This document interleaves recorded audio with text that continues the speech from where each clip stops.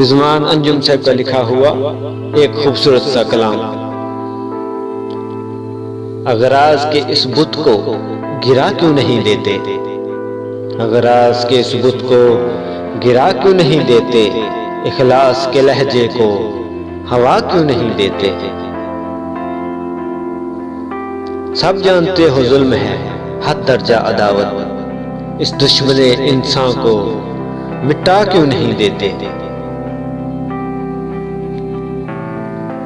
बीमार गमे इश्क की कोई तो दवा हो, बीमार को इस दुख की दवा क्यों नहीं देते।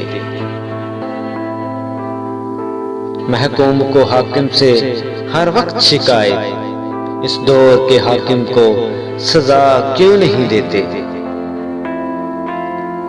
मगलूब हुआ जाता है मुस्लिम तेरा जज्बा, बतलाओ तो जज्बे को जिला क्यों नहीं देते। अफलाक तलक नारा तकबीर का चर्चा, वो नगमा उसे फिर से सुना क्यों नहीं देते।